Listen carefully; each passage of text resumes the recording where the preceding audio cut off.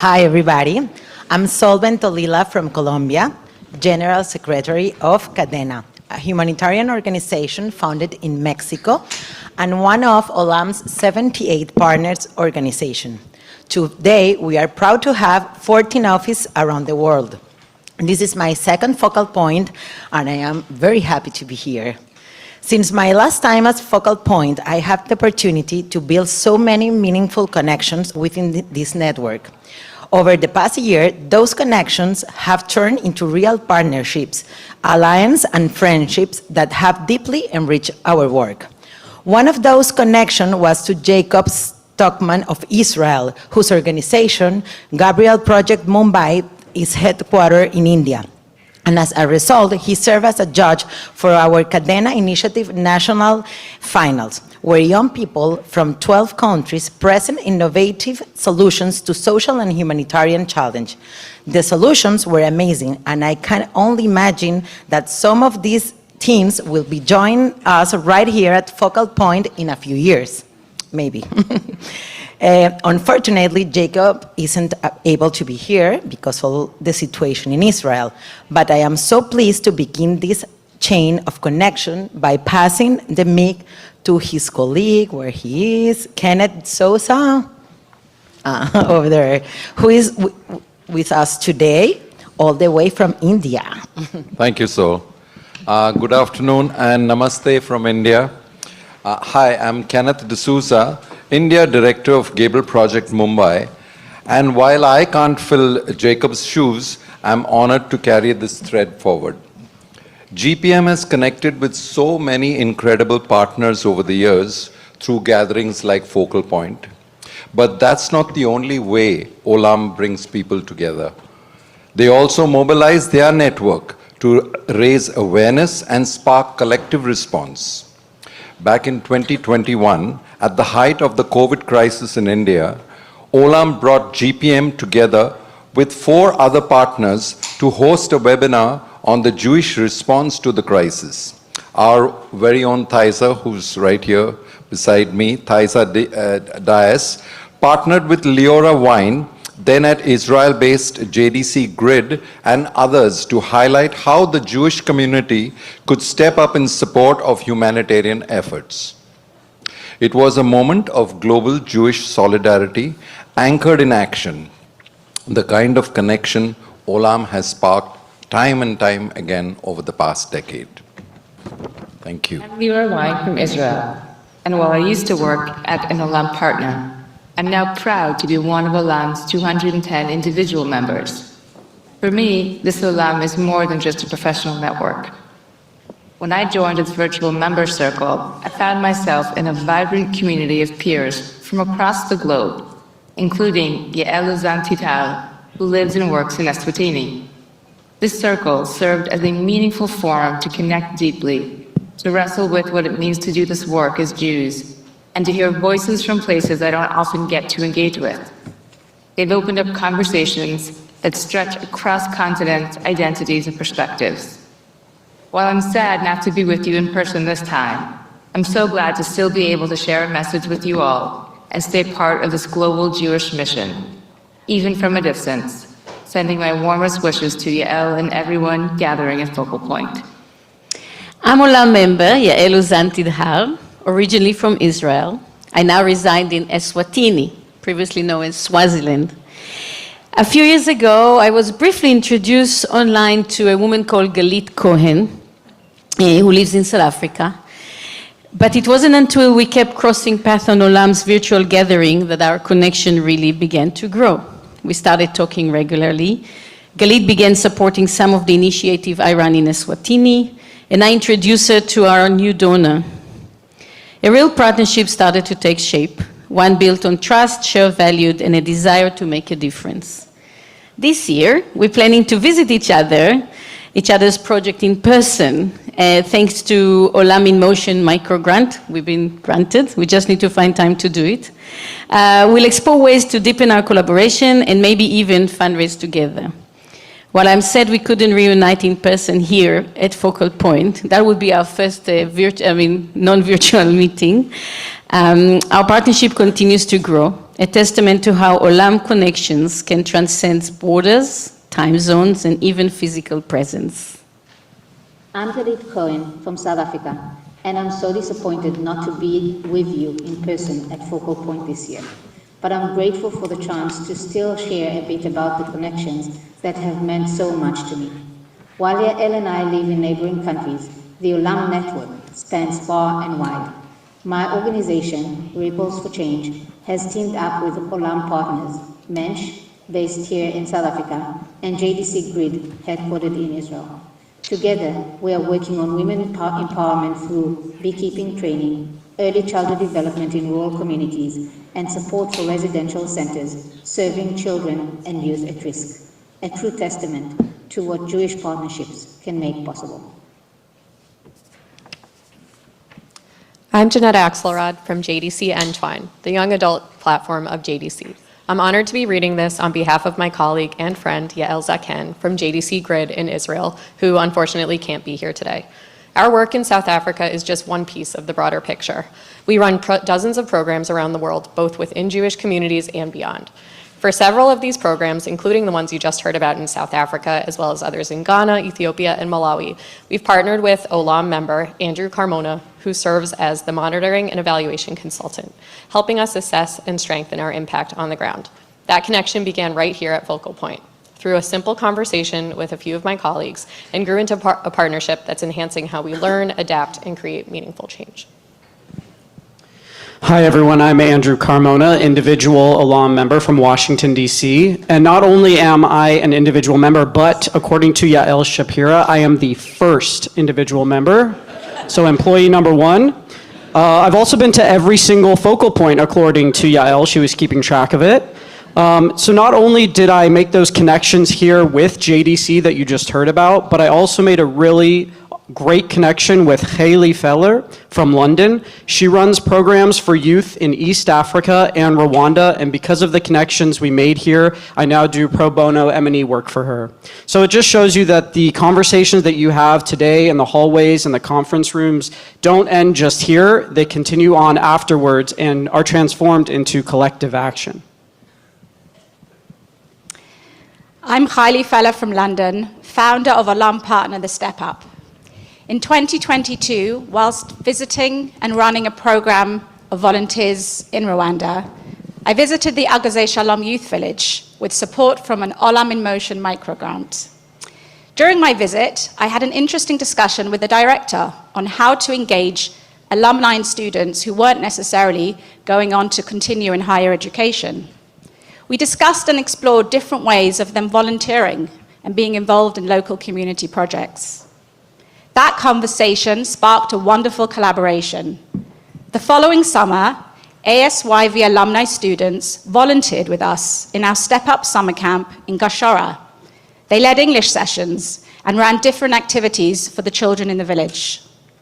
Seeing these teens volunteer and pay it forward was an extraordinary outcome of that conversation, and we hope to welcome many more alumni in the future.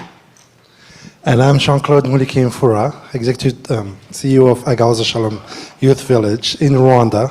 Over the years, we've had the joy of welcoming more than 50 Jewish leaders from the US and Israel to our village through the Olam study trips to Rwanda, including a 2023 trip that brought MEM Global's Jessica Herman from the US to visit us. These visits have led to many meaningful connections and collaborations with new individuals and organizations. We especially love when Olam groups join ASYV for our Friday Village Time, dancing, celebrating, and getting to know our students. Moments like those remind us that we are part of of something much larger, a global network of dedicated Jewish individuals working to make the world a better place. Hello, I am Jessica Herman, Director of Jewish Service Learning at MEM Global. I had the honor and privilege of meeting JC and other inspiring leaders on that Olam study trip to Rwanda. peers and practitioners from across the US and around the world who share a vision for ethical service and Jewish global responsibility. It's especially meaningful for me to follow JC here today because when I had the privilege of visiting the Agahozo Shalom Youth Village, the students there taught me an important message that continues to ground my professional and personal work every day. That message was that you need to have tikkun halev before tikkun olam, that you need to repair your heart before you can repair the world. That kind of wisdom and connection is exactly what makes the Olam Network so powerful. And as you just heard, when we come together through Olam, we form partnerships, create collaborations, and transform shared values into lasting impact. If you're in this room or joining virtually, you're part of this living, growing web of relationships, spanning continents and communities, from Cape Town to Jerusalem to Bogota to Mumbai to Kigali to Washington, D.C. and beyond. And with people here from 15 countries and 5 continents, the potential for new connections is boundless. So with that, let's dive into Focal Point 2025 and start building the next chapter of our shared mission.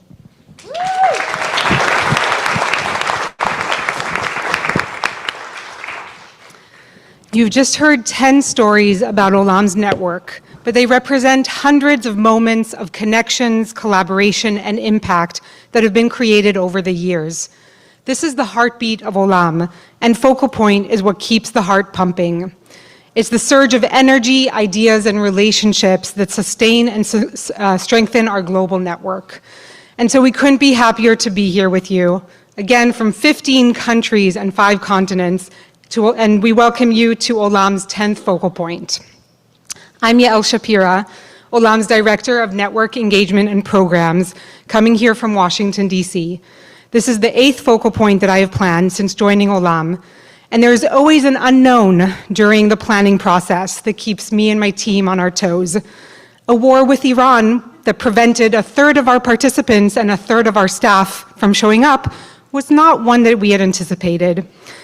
It's bittersweet knowing that so many Israelis are not able to be here with us physically. We will feel their absence from missing out on their perspectives, their ideas, their questions, and of course their exciting energy that usually ends up at a late night bar. But at the same time, I'm excited to be here with everyone here in the room and to hear and learn from you in the next day and a half. It's so important that we're able to spend time together and build community during these challenging times. But there's a silver lining. We are able to have some of our participants from Israel and our beloved colleagues, Diana and Naomi, join us virtually for this opening session. So everyone on Zoom, say hello. Hi. Yay. Hi, everyone.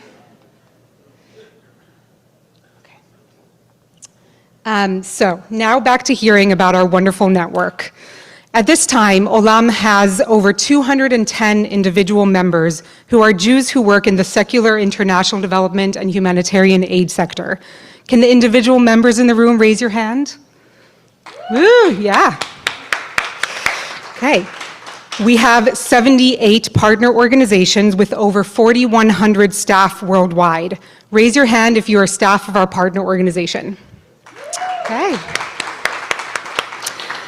Our partners work in over 80 countries and in all sectors.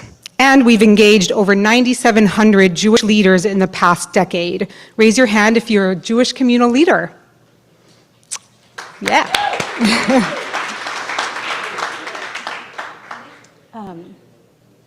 Sorry. There you go. Since the last focal point, we have onboarded 3 new partner organizations, Social Delivery and Jade, that are headquartered in Israel, and Olam Aid, headquartered in Germany. If you haven't yet checked out our partner and member directory on Olam's website, that's a great resource. If you've ever wondered to yourself, which organization is doing agricultural work in Kenya? Or is there a person with gender expertise who lives in the UK? You can find your answers in the directory. I'll now give you a quick review of our conference app that will help enhance your focal point experience. So many of you have done this before, but start by filling out your profile so that people can get to know you and find things to connect over. On the homepage, you will find various resources that may be helpful, including the timings for professional headshots that our lovely photographers are offering, as per Olam tradition. Maybe first wipe off the sweat, but that's just a tip. On the bottom of the app, you will find the conference agenda, a list of focal point attendees and speakers, and the community space. So go there to introduce yourself with an icebreaker. I know a lot of you already have done that, which is great. Find or post job opportunities. We definitely have a bunch of people in the room looking for a job right now. And suggest topics for meetups during meals and breaks. Tonight after dinner would be an excellent time for a meetup with people who share your interests. Make sure to connect with others by sending them a private message, exchanging contact info, or scheduling a time to meet. There's more to the app, so go ahead and explore and use it to network away, and keep your eyes out for important app push notifications on your phone throughout the conference. Finally, I want to thank our Focal Point sponsors. Oh, sorry, that's not, okay. That's not a sponsor, there we go.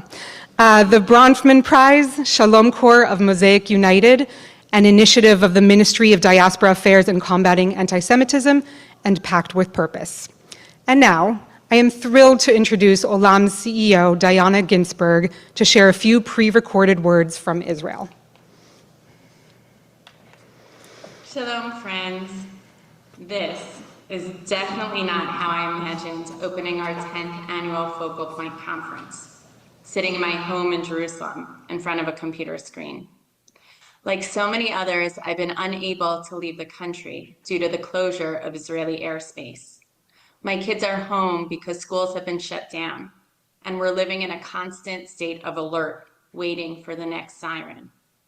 I was really looking forward to seeing you in person and spending time together. And to those of you who are new to Olam or to Focal Point, I was excited to welcome you into this space and get to know you. This isn't just Olam's 10th Focal Point. It's mine too, since I've been with Olam from the beginning. But in many ways, this moment feels unprecedented. During COVID, we had to experiment with hybrid Focal Point models. But this is the first time that such a large group, nearly 50 Israeli speakers and participants, had to cancel at the last minute and are currently experiencing a vastly different reality than those of you who are physically present. As I reflect on this moment, I'm reminded of a passage from the Torah, near the end of Sefer Dvarim, the book of Deuteronomy. Moses gathers the people of Israel to renew their covenant before entering the land of Israel. In that moment, he offers a radically inclusive vision, and I quote, "I make this covenant not with you alone, but with those who are standing here with us today, and with those who are not here with us today. Et asher yeshno po imanu hayom, ve'et asher einenu po imanu hayom." In its original context, the words, "those who are not here with us today," refer to future generations. The simple meaning of this text is that this covenant, this moment, is not just for those present. It extends across time. But today I'm thinking about this verse in a different way. What does it mean to step into an experience, to be part of a community, when some of us can't be there in person? How do we stay connected, even when we're separated by geography and circumstance? Over the past week, several people reached out to ask whether we were going to cancel this year's Focal Point. With 2 members of our 6-person team based in Israel, and nearly a third of our registrants unable to travel, it wasn't a crazy question. But honestly, the thought barely crossed our minds. We knew it would be incredibly challenging, with real logistical, financial, and programmatic hurdles. Yet it was clear to us that bringing our network together is at the core of what we do at Olam and is more important than ever. The question therefore became, how do we create a space that honors and meets the needs of people in our network who are experiencing very different realities at the same time. Here are some of the concrete steps we've taken in an attempt to answer this question. For those who are with us here today, we've worked hard to ensure that the next 2 days will be powerful, meaningful, and even joyful. With at least 15 of our Israeli speakers unable to attend, we restructured the program and reached out across our network. Many of you stepped up with incredible generosity to fill in as speakers, moderators, and facilitators at the last minute. We adapted scripts and speaking points to reflect the tone of the moment.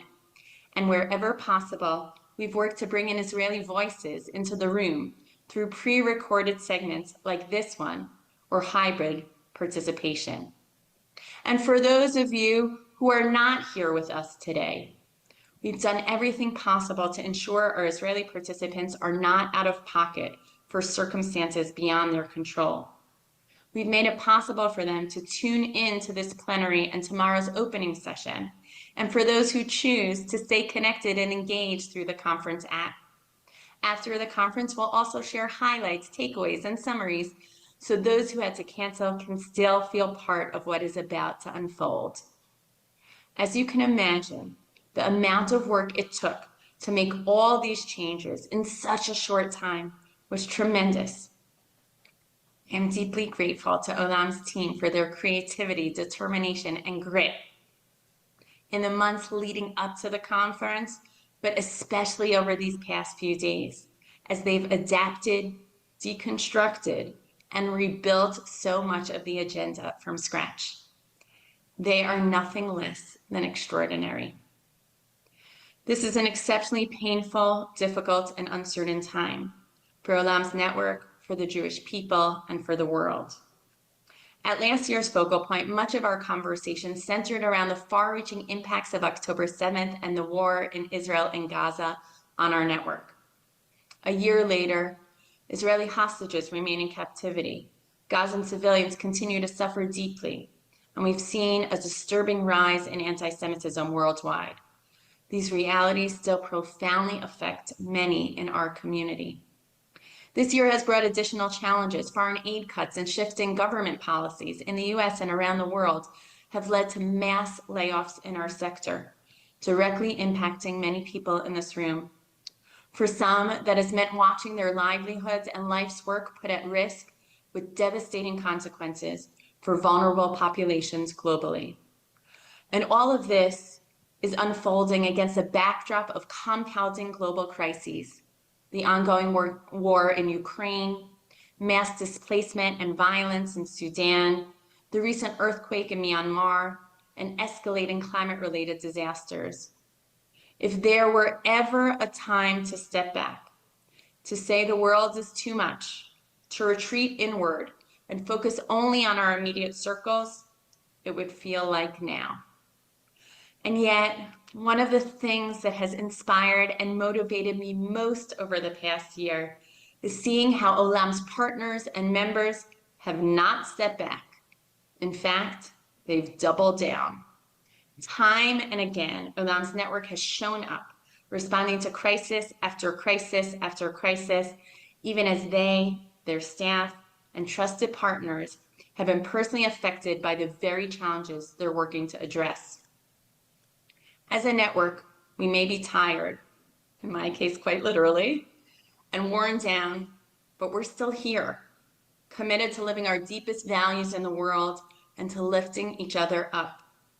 Fittingly, the name of the Torah portion I mentioned earlier is Nitzavim, which means standing.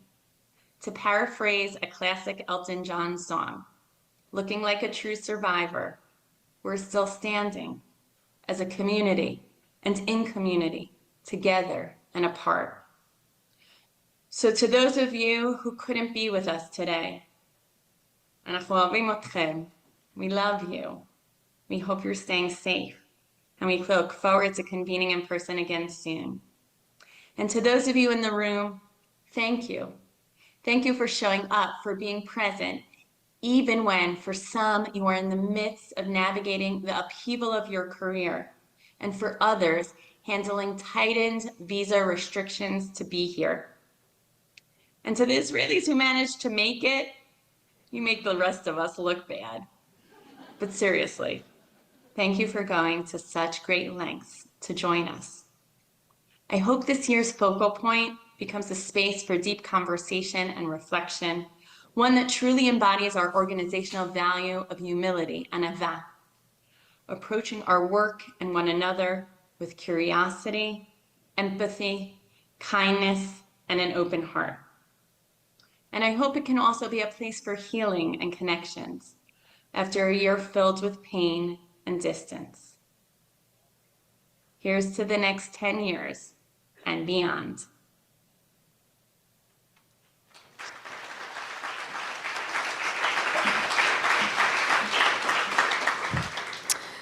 I like to leave my crying for the closing plenary, so I'm just going to hold myself together. Thank you so much, Diana, for your words of inspiration. I still can't wrap my head around the fact that you're not here with us. But that won't stop us from taking a moment to appreciate you in front of everyone here.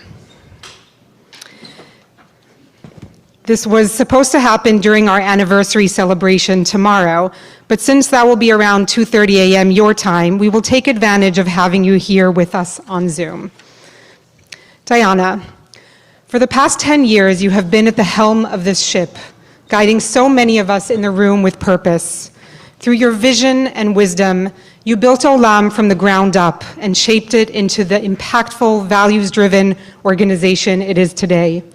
You developed dozens, if not hundreds, of relationships with our partners, members, allies, and funders, and acted as a teacher and consultant to so many. And you continue to lead with grace even now, while facing yet another incredibly challenging moment. But for the staff, you've been more than just a CEO. You've been a mentor, a sounding board, and perhaps more importantly, a friend. Over the past 7.5 years, I've grown so much under your guidance. I've learned from you about intention, patience, relationships, professionalism, and of course, striving for excellence in everything we do. I have so much more to learn, so I'm not going anywhere. I often say to people that I pinch myself that I get to work with you. You lead with integrity and clarity, grounded in Jewish values that shape both your life and leadership. You embody both derech eretz and anava, leading with a deep respect for others and a humility that invites collaboration. You lead not just with strategy, but with soul, and I'm so grateful to keep learning from your wisdom and steadfast sense of purpose. I'm so incredibly grateful for our 1-hour-long one-on-ones that somehow always turn into 3 hours, covering everything from mundane details of our lives to war to big picture work challenges. Sorry, this is my one chance to cry in front of everyone, so I may have to take advantage of it. Your insight during our weekly meetings is always thoughtful and grounding, and I deeply appreciate the space you've created to allow us to think things through together. I'm so inspired by your model of management. You have the ability to empower staff to grow and trust their instincts while still being intimately invested in every project in a way that always adds something thoughtful to the process. I don't know how you keep all the plates spinning. I fear not much sleep, but you do it masterfully. Despite being the newest member to board the ship, I've watched you from afar for the previous 7 or so years and always admired your keen ability to speak to the moment with such eloquence and to really inspire us all.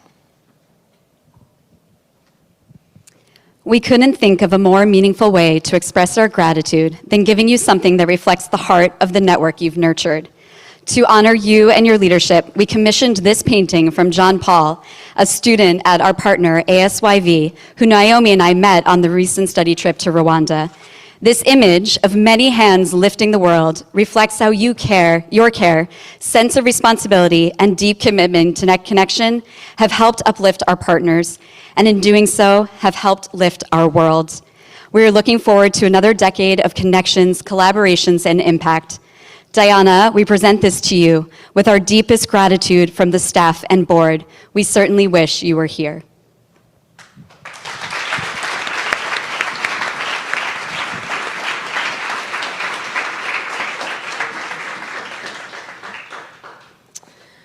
Okay, and now shifting gears, I am pleased to now welcome Laura Itzkowitz. Where are you, Laura?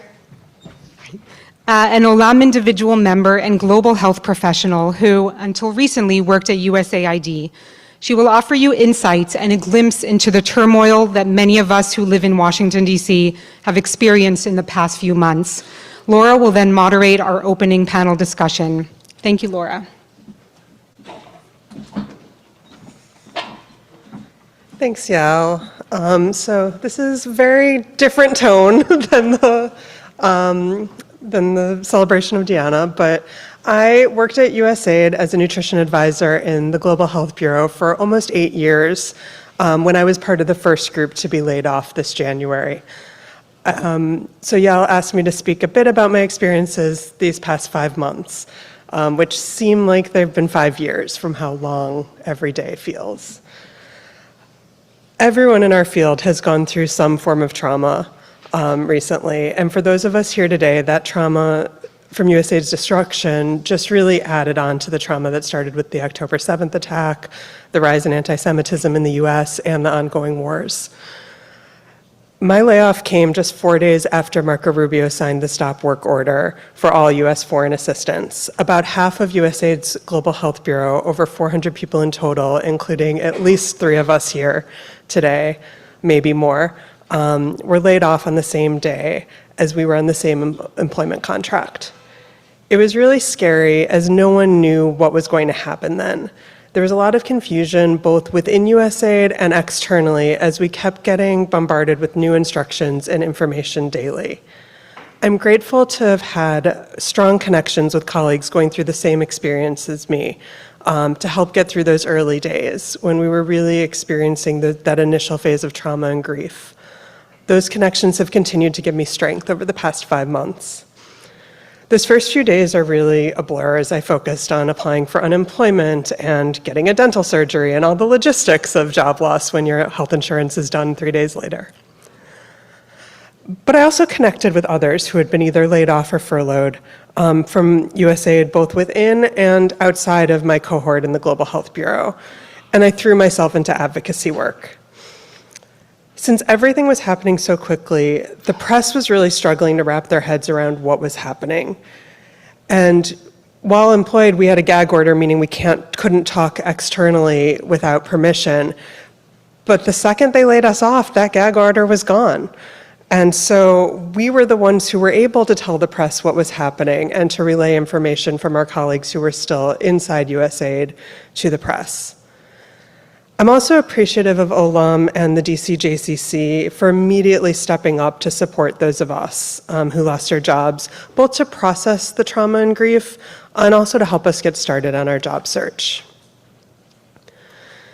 So with the press, there was a lot of misinformation and disinformation at that time, a lot of it coming from the administration themselves directly. And so we were doing a lot of work trying to discuss the life-saving work that wasn't happening and the people whose lives were going to be impacted more than just our jobs, rather than just focus, so that the press wouldn't just focus that USAID was wasting money. No, this money was doing things. We've all seen that, having been to the countries where USAID was working. So I was fielding request after request from reporters in those early weeks, and my colleagues and I all did as best we could to raise the alarm, while simultaneously just dealing with processing our own grief. The week after I was laid off, I was invited to join a group of others from USAID who were either laid off or furloughed to go to Capitol Hill for my first time on Capitol Hill ever, meeting with staffers from the Senate Foreign Relations Committee in a closed-door meeting to help them understand what was happening. They were hearing only what was in the press. They were hearing nothing from the administration. So they were able to pepper us with questions to help understand even why was the administration asking for a count of people overseas? Why would they want that? And it's because they're going to get rid of people. You don't count them if you don't need to get rid of them. So then, the following weeks and months, I channeled my sadness and rage into advocacy. There were so many different grassroots efforts forming at that time all fighting for the continuation of U.S. foreign aid and building community and support among those of us who were USAID staff or partners, implementing partners, many who had lost jobs at the time. Recognizing this, I joined with others from across USAID into what evolved into OneAid, a platform to coordinate and connect our disparate efforts together. We joined forces with others in the sector to put out daily situational reports, trying to keep everyone informed of the rapidly changing situation and make sure that the facts were out there. And these were going to the press, they were going to Congress. And I was honestly writing more briefers than I did when I was employed. We linked together a network of vetted chat groups on various topics. So some of that was like tracking press requests, but also applying for unemployment, sharing news articles, having safe places where we can talk with each other. We made sure that the right technical experts were able to talk to the press to tell the real story and the details. And so even though I worked in health, I don't know what's happening with PEPFAR supply chains. That was never what I worked on, but I could connect to someone who did. And so I made those connections and we all worked together to get the right people there. When USAID staff were allowed 15 minutes to go back into the building to collect our personal items, we organized clap-outs so that way people were greeted. Sorry, I'm getting emotional. People were greeted with cheers and signs rather than just the sadness of packing up your desk. Okay. We organized meetups and rallies and events, as well as a candlelit vigil in front of the Supreme Court when the first USAID case was being ruled on. We linked up with those offering job search support, grief counseling, and other mental health services to get the word out among our peers. There was a group setting up a USAID Solidarity Fund to help the most vulnerable USAIDers, and so we helped fundraise for them and make sure that also people knew where to apply. There was also a group of federal employees fired by DOJ from across agencies who started going to the Hill weekly to visit Senate offices. And a whole bunch of USAID people joined them and also implementing partners, and we started taking over their meetings. And we were really focused on foreign aid, and this is what's happening. And we were meeting with, there was a lot of interest with both Democrats and Republicans on the Hill to understand what was happening. What was happening with the waivers that were supposedly there? Why weren't payments coming to partners? They were hearing little bits and pieces, and we were able to connect the dots, fill in the details for them. But the group from across federal agencies didn't love that we were taking over everything as USAID, so we created a spin-off group that turned into Aid on the Hill. It's nonpartisan, grassroots group of foreign aid supporters who both from within USAID, from partners and others who never worked in the sector but just care about it. And we mobilize constituents from across the country to let Congress know that foreign aid is important to them. We built relationships with a long list of congressional staffers and in some cases met with senators and representatives themselves to share our firsthand experiences and what we're hearing from others around the world. Right now, Aid on the Hill is focused on urging all senators to vote no on the rescission package that will be up for a vote in early July. The rescission package will cancel $8.3 billion in already approved funds, including those funds that previous laws earmarked for foreign aid. So it'll be in some ways a little bit of a nail in the coffin. So in addition to if you have senators, you are always welcome to call them and tell them your thoughts on any topic, including foreign aid. But many of us don't. But if you want to get involved in other advocacy work or Aid on the Hill, come find me, or also Ariella is sitting over there, is also a founder and now really running Aid on the Hill, more than me. But I'm spending less time on advocacy these days than I was in February, now that we're past that crisis phase and moving into whatever the new normal is, as much as normal can be said these days. And also my need to find a new job just becomes more acute every day, as I think all of us are feeling. But I do feel comfort knowing that when put to the test, my gut reaction is to organize and mobilize my community and to jump in and do the work. So with that, we're going to move and, thank you.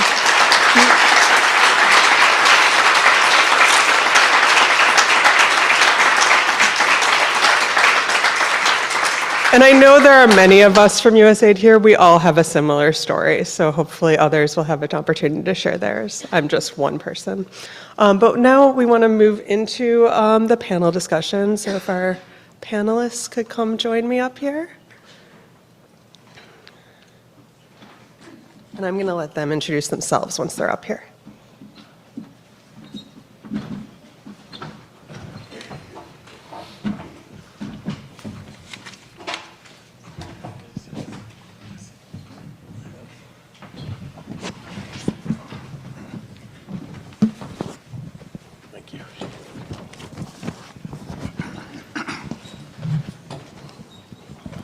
Well, hello. Why don't we start by having you each introduce yourself and your organization, and maybe tell us a little bit about what motivates you to wake up each day and do your work. I'm Mark Hetfield. I'm the president of HIAS, which is the oldest refugee organization in the world, established over 120 years ago here in New York City to welcome Jewish refugees. And we like to say we used to welcome refugees because we were Jewish. We used to welcome refugees because they were Jewish. Today we welcome refugees because we are Jewish. And HIAS has been doing this work all over the world. What wakes me up, or what gets me up every morning is honestly the famous teaching, especially these days, from the ethics of our fathers, which is we are not obligated to complete the work, but we must not desist from trying. And if it weren't for that, I'd probably be opening up a brew pub right now or something. But I know the work that we do is so important right now that we know the progress is stymied, but we have to keep doing it. And then the corollary to that is the teaching from the Talmud that to save one life is to save the world. Because we know that we're not able to save as many lives as we were just a few months ago. But we're still able to have an impact and save a few and help a few, and that makes it all worthwhile.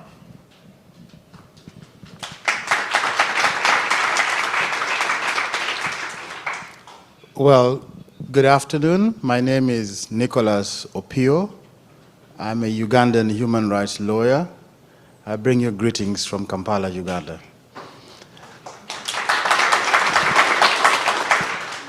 For a decade and a half, I founded and led an organization called Chapter 4 Uganda, which is a civil rights organization providing pro bono legal defense to vulnerable and marginalized groups in Uganda and in East Africa.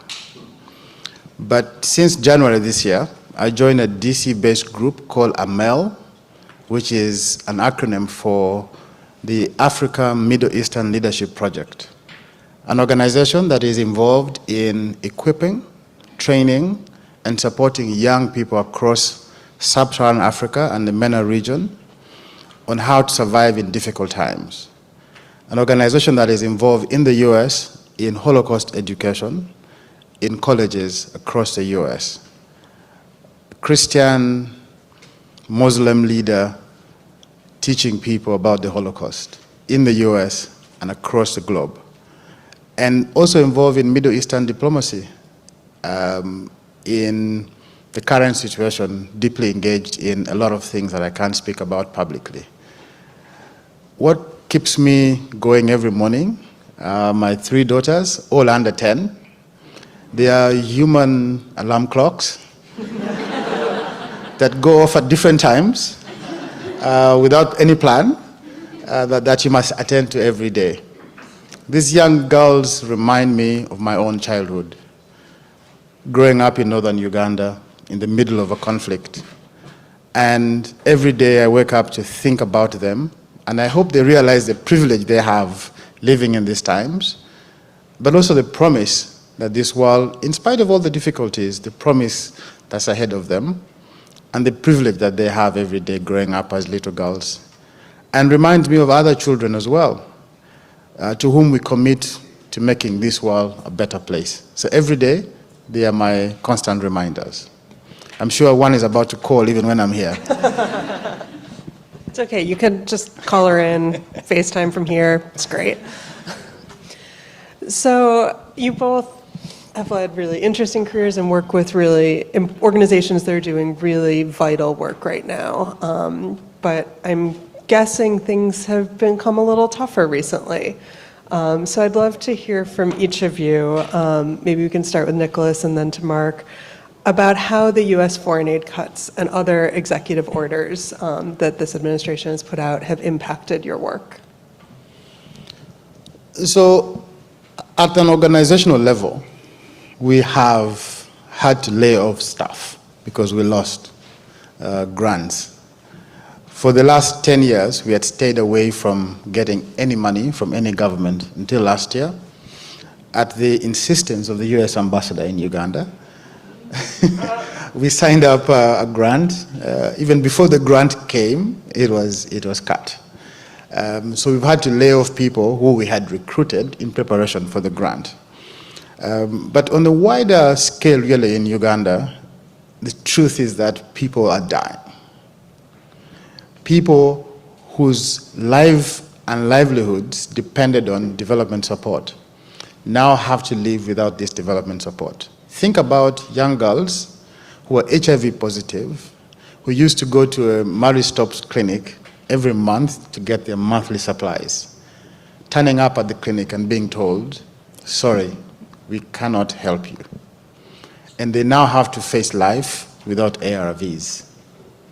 Think about LGBTI individuals who are subject of research by USAID and other agencies of government, who now have foreign bodies inserted into their body and have to live with it. They can't even remove it because the funds for this research is gone.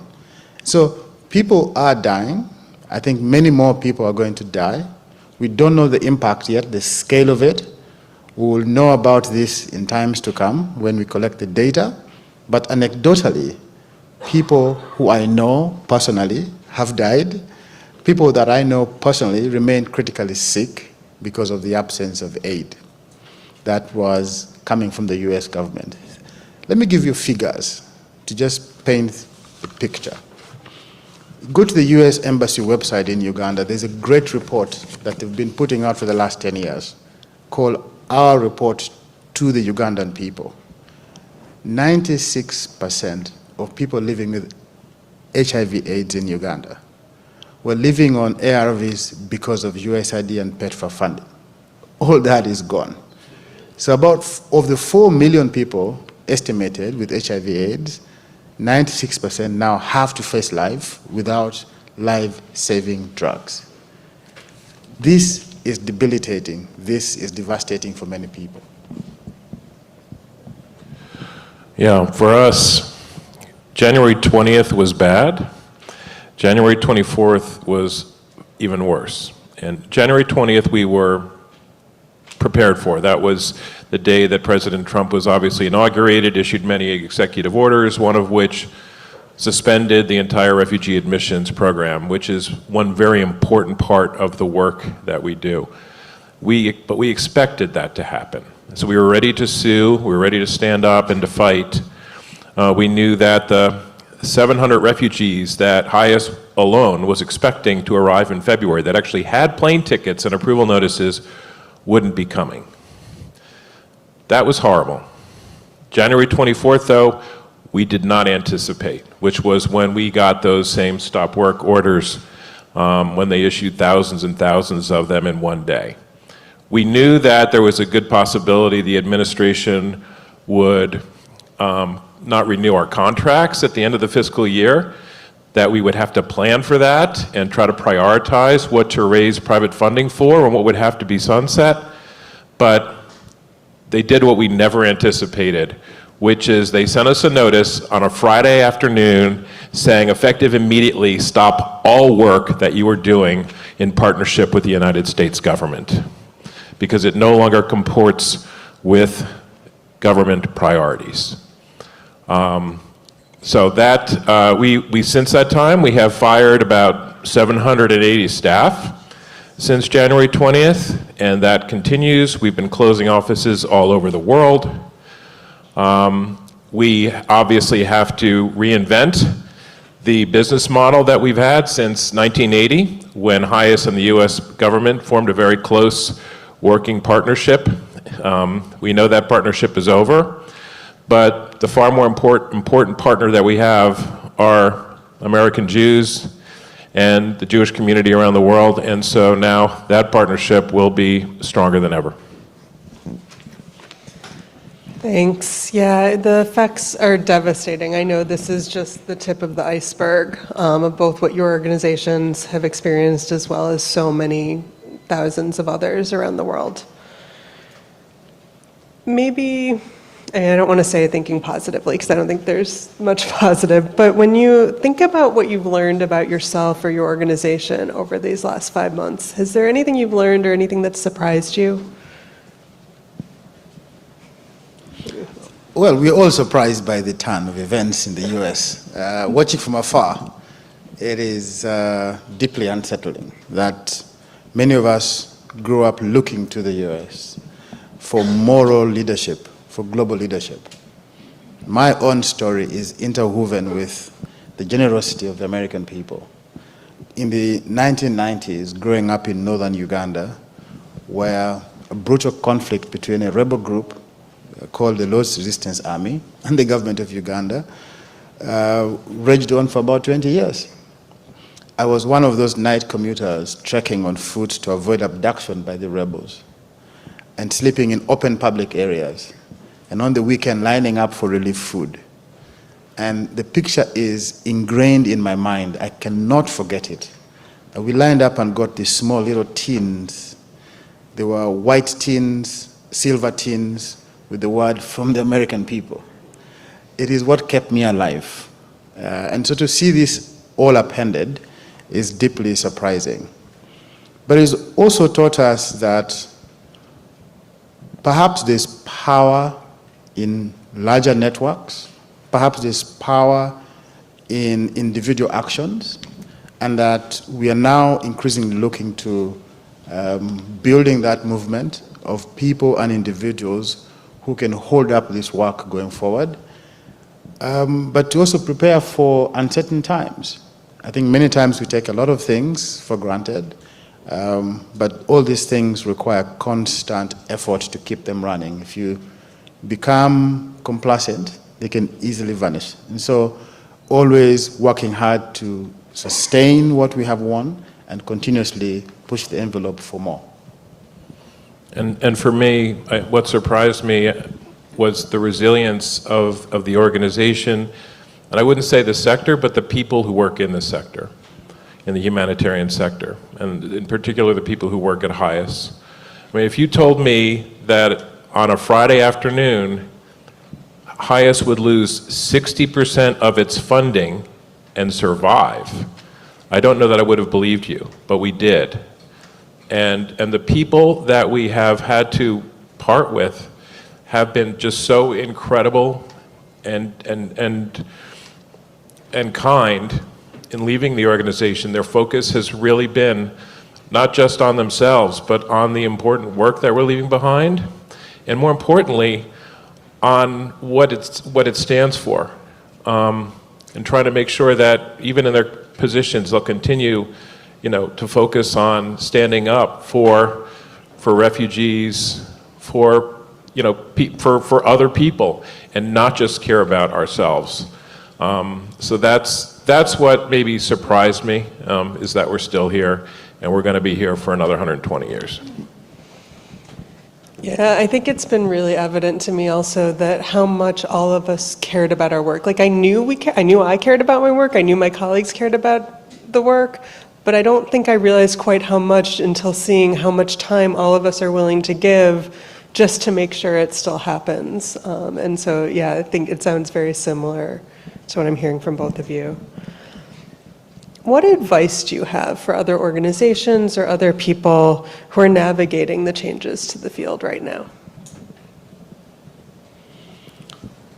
Look, the advice that I would have for other people navigating this is that you have power in numbers, that your resilience can only be made better by the resilience of others, and there's need for us to think about just how important networking and collaboration is going to be going forward.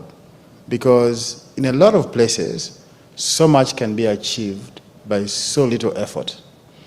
If we aggregate those efforts in across, and I was just watching the map of the Olam network, and I was quite impressed by just how far it has gone across the world. That is the kind of network you need to build, and I think that many of us are learning that there's power in numbers. And for me, it's what I said at the beginning, right? We are not going to complete the task, but we are not free to desist from it. Like, all of us have to keep that in mind, and we have to keep on fighting. We all have a special gift to bring to that fight because we've seen things that other people haven't seen. We know how important this work is, and we know that this is not about waste, fraud, and abuse. At the same time, we have to take care of ourselves. We can't even work on the task, let alone complete it, if we ourselves are not healing from it and are not able to function. So we have to take care of ourselves as well. Great advice, and advice I should be following from both of you. So appreciate that. Mark, I want to ask you specifically about the refugee program. We know that the U.S. has severely limited the refugee resettlement program, but also that the U.S. isn't the only place where refugees are resettled. How do you think this is impacting refugee resettlement globally, and what can we do to support refugees at this time? That's a good question.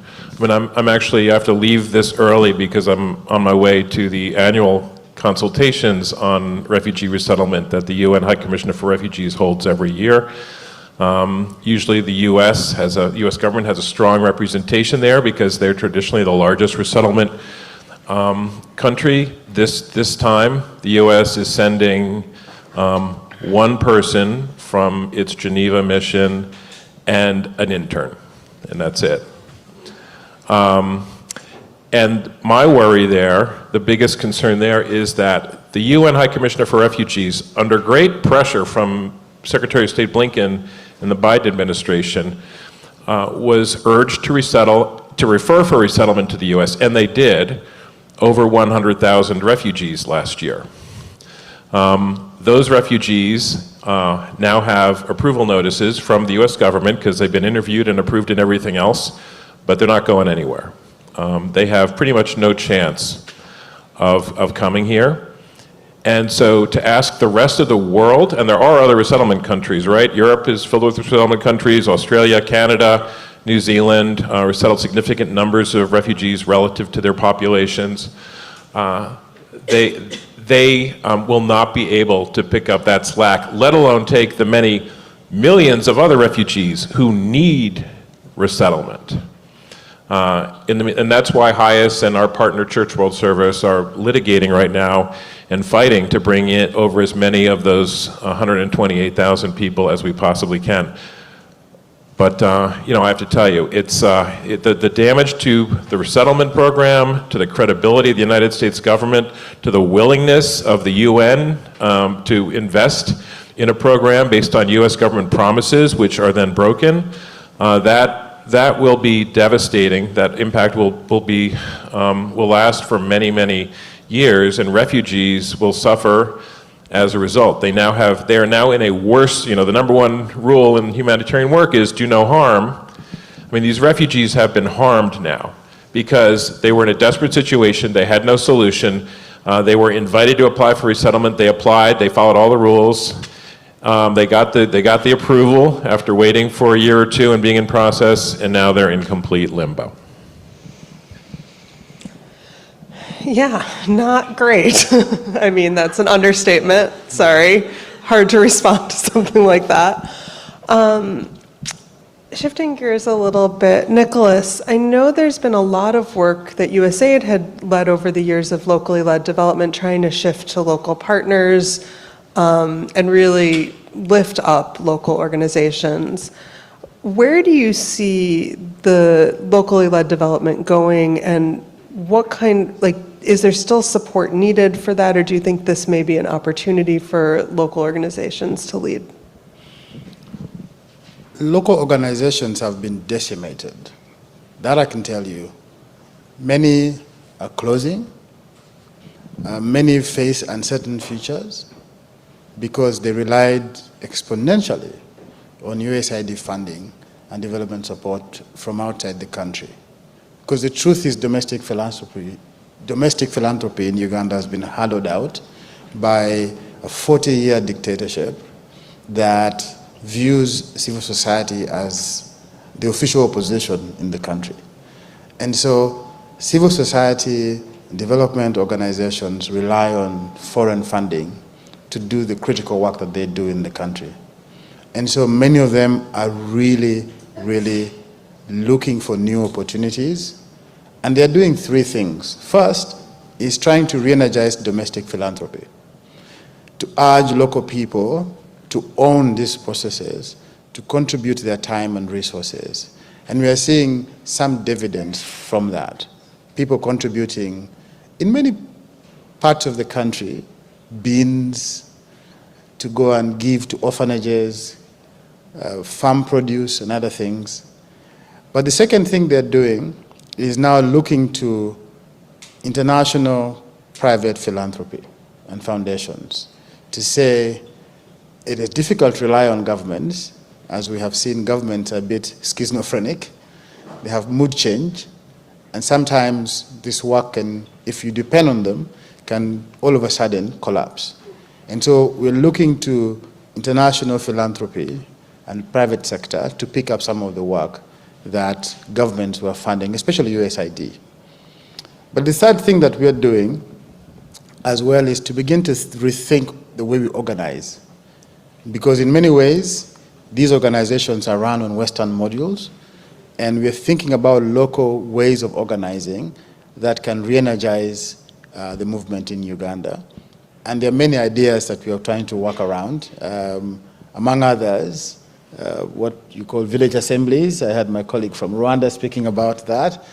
Just getting people to physically gather together and begin to think through how they can organize and work. But in many ways also create legitimacy for non-governmental organizations such as ours and get them rooted in communities. So that's what we are really trying to do to respond to the crisis that is facing us. It's good to hear that there is a response already happening and that people are organizing and mobilizing and working to make sure that some of this development work can still happen with the local organizations. So I'm going to ask the two of you one more question, then we're going to take some questions from the audience as well as from online. So if you're preparing your question now, like maybe write it down, be ready. So what opportunities do you see in this moment for your work or for the field in general? So that's good. It gives me a chance to end on a higher note than I just did, and answer the second part of your previous question too. Right. One of the things I'm really proud of what HIAS and our Jewish community partners around the country did. Not just around the country, actually around the world, because this is something we also did in Europe through HIAS Europe. Is private sponsorship, right? Previously, HIAS had really relied entirely on our wonderful partners, the Jewish Family Service agencies around the country. But if communities wanted to resettle refugees in their own community and didn't have a Jewish Family Service partner with HIAS, they had to go find some other way to do it. Now, starting a few years ago with the Afghan crisis and then the Ukrainian crisis, we were able to encourage individual congregations as well as groups around the United States and around the world to sponsor refugees in their own communities through private sponsorship, which is loosely modeled on the Canadian program. It was really a great way to kind of democratize resettlement and open it up to much wider community participation and support. And so that was a great opening. Now, we're taking that and starting to pilot it for asylum seekers who, God knows, need the need the support. And likewise, we're also doing it for Afghan special immigrant visa holders here as well, who are still able to come here if they can do so on their own without U.S. government support. So that really gives us a hope as a model for the future. We don't need the U.S. government to welcome refugees. We can do it ourselves. So make no mistake, this sudden cuts in aid, like I said, have debilitating long-term impacts on the lives of so many people in the global south. But the unintended consequence for many of us has been also a moment of reawakening to begin to hold our governments to account. Because autocratic systems, like the ones in Uganda, take offense if civil society organizations get funding from outside the country. But this has also exposed them that they actually are more dependent on foreign funding than civil society could ever be. We're beginning to ask the question, what is our taxpayer money doing if nearly 65% of our national health budget was being funded by foreign governments? We're beginning to ask the question, what our government was doing if our national refugee response, which is hailed across the world as a model program, is in fact dependent entirely on foreign funding. And so the unintended consequence for us has been a moment of confronting the inefficiencies of our government and holding them to account, of weaponizing public conscience to try and hold this government to account. A government that has been in power since 1986, okay, unable to fund its development budget, still relying on foreign funding. So the unintended consequence among all this pain and suffering for us has been this confronting what our government has been doing with our own taxpayer money and just how much reliant they are on foreign funding as well. I mean, it's good to hear that there are some opportunities and some positive spin, maybe, for what we all would say is not the ideal way to have done things. So to open it up for questions, so we've got, I'll take two, so let's take one from up here and then over here I saw, and then I see some others, so we'll come to you. Hi everyone. My name is Talbin Jacob. I'm working in global health. So thanks all for sharing your stories and your challenges. Obviously a lot of this sort of resonates with me. One of the things that I'm wondering, I think one of the sort of most heartbreaking pieces of all of this, right? I'm talking about the stories of people that were sort of like, grew up with positive memories about the role that, international development aid has sort of like played in their lives. And now I think there's a sort of a sense of a break of trust, which I think is really meaningful. I mean, for us, sort of like, I think like, in the US government, and then I'm wondering now, especially for those working most closely with sort of like affected communities, right? Like, what is the sense that you're getting in terms of like, the sort of the break of the trust in these kind of like aid systems, based on sort of like the rescission of like USAID support funding?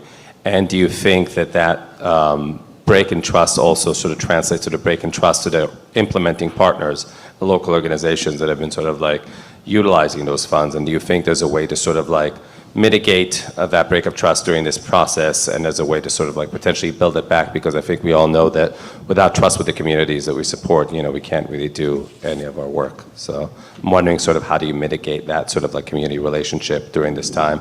I imagine a lot of people are going to sort of like lose faith in this system. Yeah. And we'll take one more question and then I'll turn it over to you guys to answer.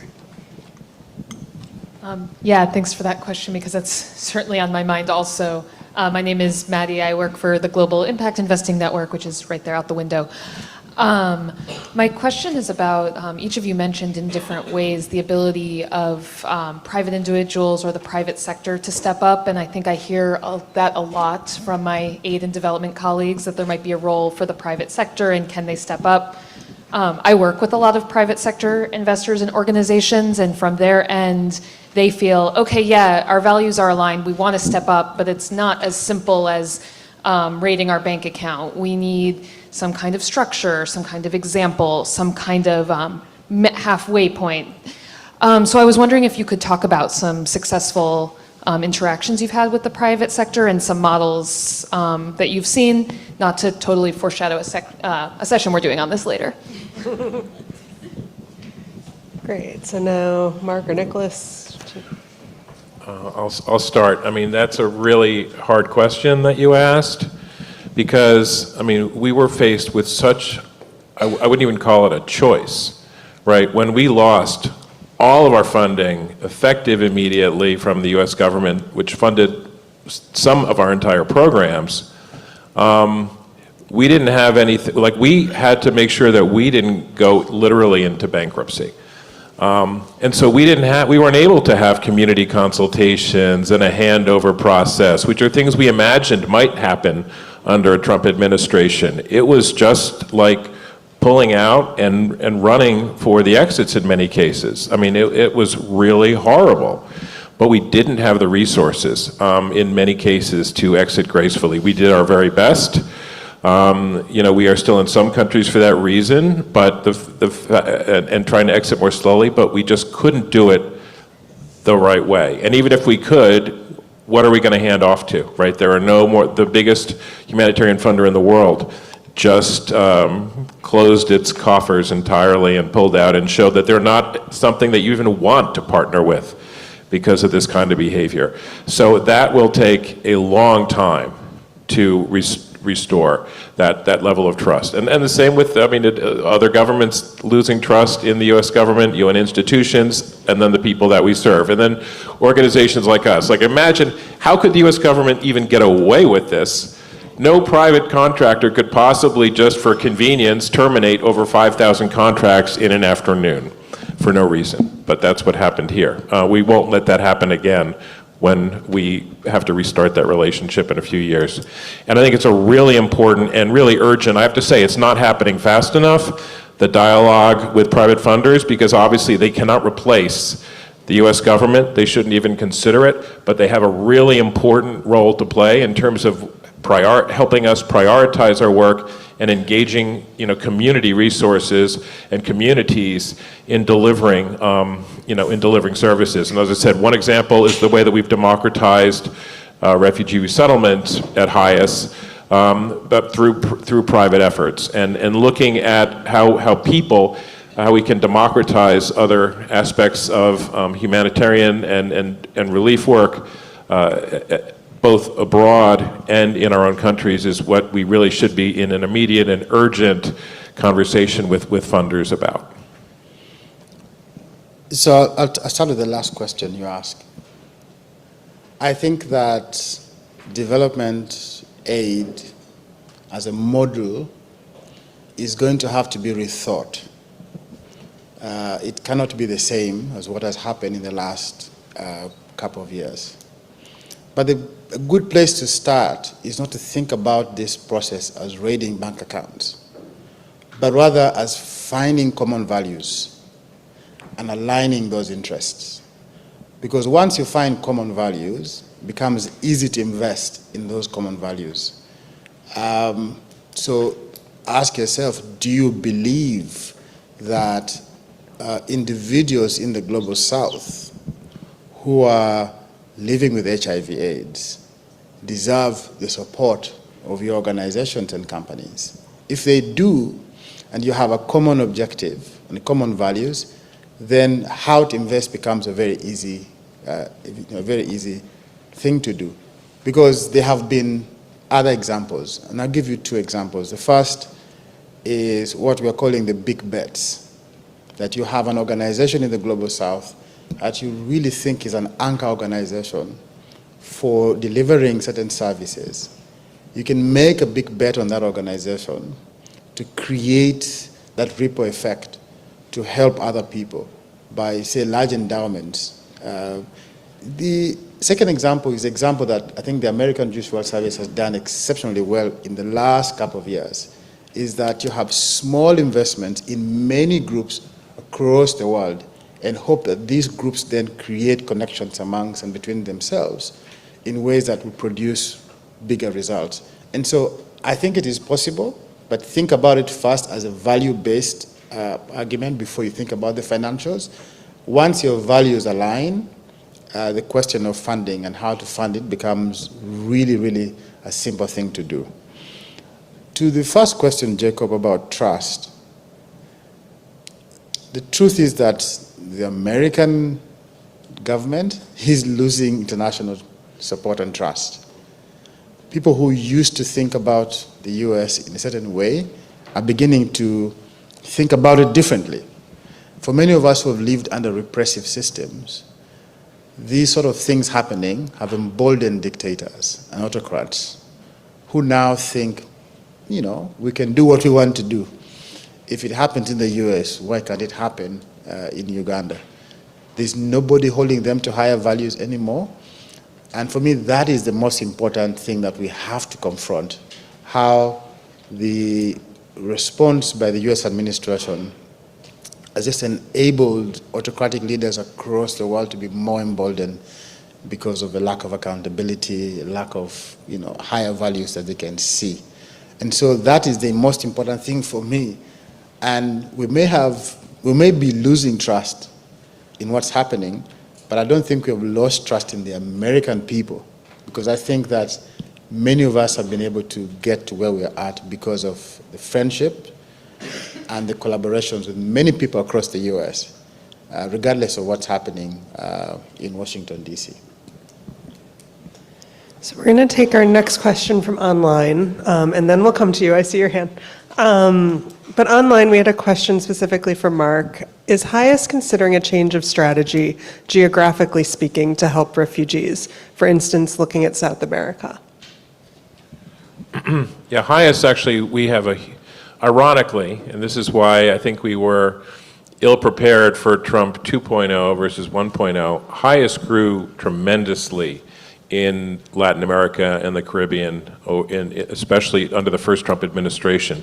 Back in that administration, President Trump, even before the UN, said that he didn't want to bring refugees here, but he wanted to help them in their home regions of displacement. And he actually did. Like, funding actually increased over that time dramatically. HIAS grew, other organizations grew.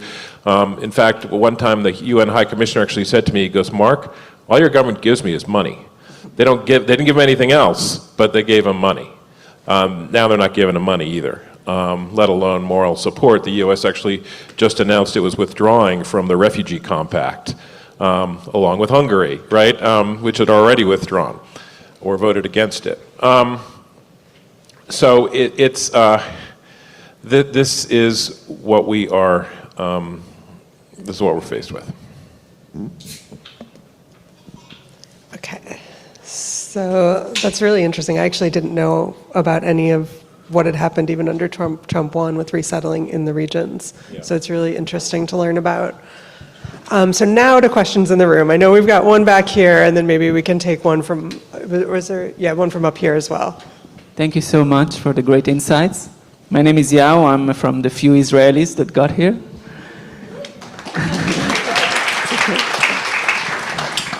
I have a tough question. If you were to predict how the international development sector would look 5 years from now, what would you think, with everything, with all the changes, what do you think will be the biggest differences between 5 years from now to, let's say, a year ago? We'll take one more question before you answer. Sorry. Hi, thank you. My name is Deirdre Russo, and I used to work with Tal at Chicago. My question is for Mark. One, I'm just curious, of the 128,000 individuals who have the correct documentation to come here but are stuck, could you just kind of give a breakdown of where most of them are located? And then number one, I was just thinking about HIAS's original name, and it just seems like maybe, at least for right now, we are in a time where it's like time to go back to that. Unfortunately, it's like everyone not for themselves, but it's like the government is actively working against us, and so what do individuals, communities do to support these people? Which is fine, however, we still have this legal system that is, not allowing that to happen, or, not only not supporting refugees, but, going after refugees. And so it's like, how are you working where, there's all these communities around the world supporting individuals, yet your work is not only, there's no funding, but like on a structural, legal way is now being stymied. Thank you. Okay, now you can answer. Okay. So how will the aid sector look in five years? I'm somewhat optimistic that others will lead where the U.S. is not. And that's our message that we have to the resettlement countries. That's our message to the humanitarian, the development sector as well. Like, this work has to happen with or without the United States. And it's really sad that the U.S., after playing such a major role, has decided to pull not just back, but out. But that is the reality, and I think it is up to Europe and the rest of the world to lead. And frankly, I mean, you saw what happened in Thailand and Myanmar after the earthquake there recently, where China had to jump in and the United States was completely absent from those rescue efforts. We're going to see that, and hopefully that might wake up this administration that, for strategic reasons, they might be making a big error by stepping back. So I think the humanitarian sector will survive and thrive and maybe be better because it has to be more efficient and more effective, and there was always room for improvement. So hopefully that will happen, but it's not going to happen under American leadership. Hopefully we can rejoin that party in a few years. In terms of there really is, I mean, the refugee crisis right now truly is a global refugee crisis. When the refugee program was first started in 1980, it was pretty much focused on Southeast Asia, Iran, Soviet Jewry, and Cuba. Right now, it is completely across the globe.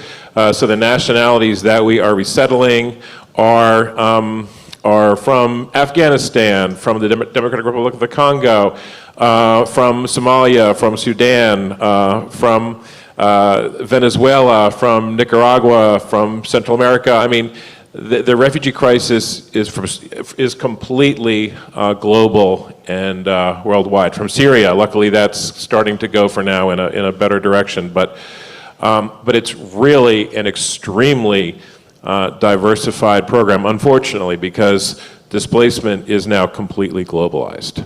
In terms of HIAS's name, we were founded actually as the Hebrew Immigrants Aid Society, then it became the Hebrew Immigrant Aid Society, but frankly we changed the name to HIAS a long, long time ago, many decades ago, but we really do like to emphasize our Jewish identity. The word Hebrew is a bit of an anachronism, but we are guided by Jewish values. We partner with Jewish communities and Jewish individuals all over the world, as well as anybody else who wants to work with us. And while that does preclude us from working in certain places directly, it gives us a lot of opportunities for engagement, and actually for engagement that benefits not just the refugees, but also relationships between the Jewish community and other groups. I think the greatest gift that we have in our work, one of the things I'm most proud of, is that the Jewish community is so small, it's hard to say that our efforts to resettle are, faith-based. It's not like we can engage Jewish communities all over the world to help welcome refugees, but we can take what we have learned from our own displacement, which is the importance of our faith and our values in keeping us together as a community while we are in exile. And that's the same thing that we have to remember about other refugees. Being faith-based, it shouldn't be about us, it should be about the people that we're working with and making sure that we can work with them so that their faith allows them to survive and thrive in exile.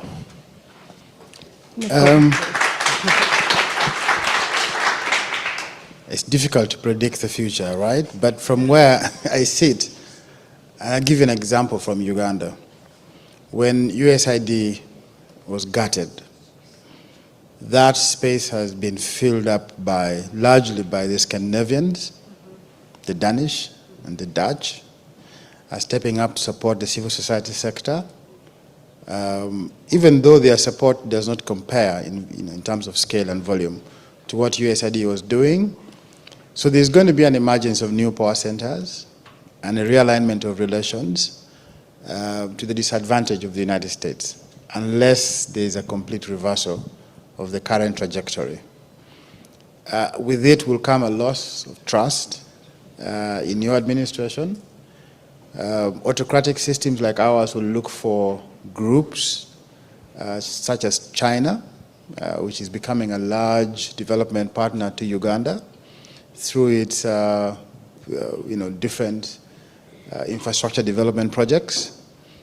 We are now seeing countries such as Turkey becoming one of the leading development partner to Uganda. So there's going to be a reconfiguration of alliances and partnerships, sadly to the disadvantage of the United States. So to close, I want to ask one final question. For all of us we're at the beginning of a day-and-a-half conference, what do you want each of us to be thinking about as we go through this conference that will help us get things out of the conference, but also be able to contribute to the field? I mean, relationships, and that's why Olam is just such a godsend for us, especially right now. Right, it's all about relationships with each other in the sector, supporting one another, working to get through this and to find ways to be creative in what really is the biggest challenge to our sector and our field since the end of the Second World War. So thank you, Olam, for providing that forum. I would think about 3 words: expand.